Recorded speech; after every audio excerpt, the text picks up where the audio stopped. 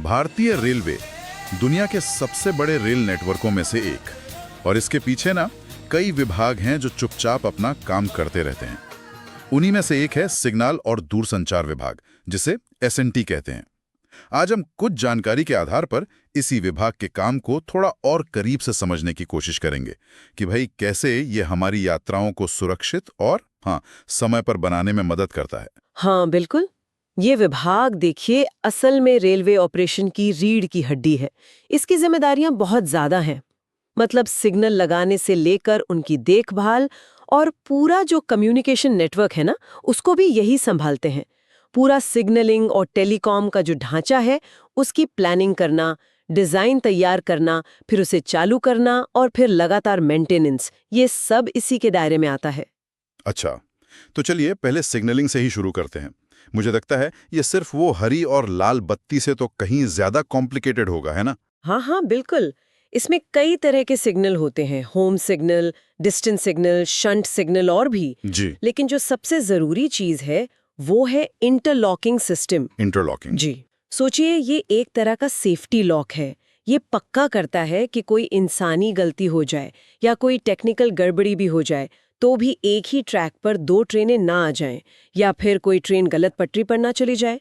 ये सिस्टम जो पॉइंट्स होते हैं ना, जहां पटरी बदलती है, और जो सिग्नल होते हैं उनको आपस में ऐसे जोड़ देता है कि वो केवल एक सुरक्षित तरीके से एक तय क्रम में ही काम कर सकते हैं। अच्छा, मतलब एक तरह से फूल प्रूफ बनाने की कोशिश है। हाँ बिल्कुल, सेफ्टी के लिए बहुत जरूरी है ये। ठीक है, और ये कैसे पता चलता है कि पटरी पर ट्रेन है या नहीं, मतलब ट्रैक खाली है या उस पर कोई ट्रेन खड़ी है? उसके लिए भी टेक्नोलॉजी है, जैसे ट्रैक सर्किट्स हैं और एक्सल काउंटर्स हैं।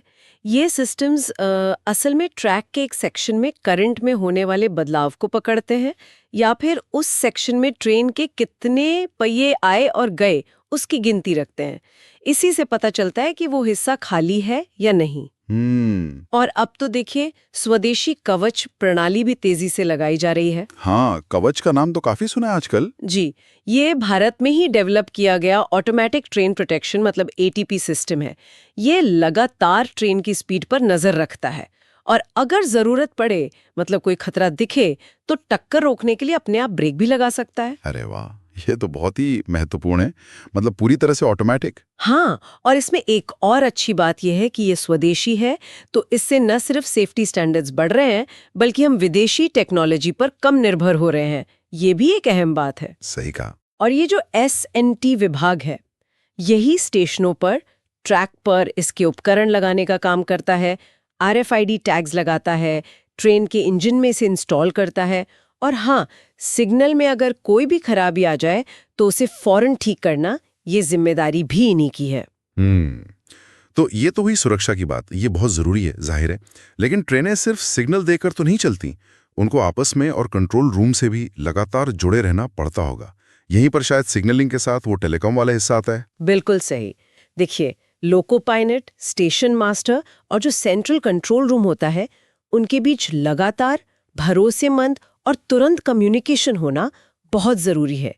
इसके लिए SNT department optical fibre cable मतलब ओएफसी का पूरा जाल बिछाता है, उसका रख रखाव करता है, रेडियो कम्युनिकेशन सिस्टम्स भी देखता है। अच्छा, ओएफसी वगैरह। हाँ, फिर रेलवे के अपने जो टेलीफोन एक्सचेंज हैं, उनका इंटरनल डेटा नेटवर्क है, स्टेशनों पर जो डिस्प्ले बोर्ड लगे होते या अनाउंसमेंट होती है। हाँ, वो पैसेंजर इंफॉर्मेशन सिस्टम। जी, पैसेंजर इंफॉर्मेशन सिस्टम पीआईएस। जी। और इमरजेंसी में बात करने के लिए जो सिस्टम्स हैं, वो सब कुछ एसएनटी की ही जिम्मेदारी है। तो ये समझना वाकई मतलब काफी दिलचस्प है कि कैसे ये सिग्नल और कम्युनिकेशन, ये दोनों चीजें एक साथ मिलकर काम करती हैं। ना सिर्फ सेफ्टी के लिए बल्कि ट्रेनें टाइम पर चलें, इसमें भी इनका रोल है। हाँ बिल्कुल सही पकड़ा आपने। देखिए, अगर सिग्नल या कम्युनिकेशन सिस्टम में कोई गड़बड़ी आती है तो उसे जितनी जल्दी ठीक किया जाएगा, ट्रेनों की देरी उतनी ही कम होगी। साथ ही जैसे जैसे नई टेक्नोलॉजी आ रही है, जैसे इलेक्ट्रॉनिक इंटरलॉकिंग, तो उससे एक ही ट्रैक पर ज्यादा ट्रेनों को सुरक्षित रूप से चलाने की क्षमता बढ़ जाती है, जिसे हम लाइन कैपेसिटी कहते हैं। अच्छा, लाइन कैपेसिटी। जी, और इसके लिए उन्हें रेलवे के जो ऑपरेशन वाले लोग हैं, जो परिचालन विभाग है, उनके साथ लगातार कोऑर्डिनेट करना पड़ता है तालमेल बनाकर चलना होता है। तो अगर हम पूरी बात को समेटें तो कह सकते हैं कि एस&टी विभाग भारतीय रेलवे का वो एक तरह से अदृश्य तकनीकी आधार है, जिसके बिना न तो ट्रेनें सुरक्षित चल सकती हैं और न ही शायद समय पर। हाँ, बिल्कुल यही बात है। ये विभाग लगातार नई टेक्नोलॉजी लाता रहता है, मौजूदा सिस्टम को दुरुस्त रखता है और इसी से भारतीय रेलवे की एफिशिएंसी और सेफ्टी बनी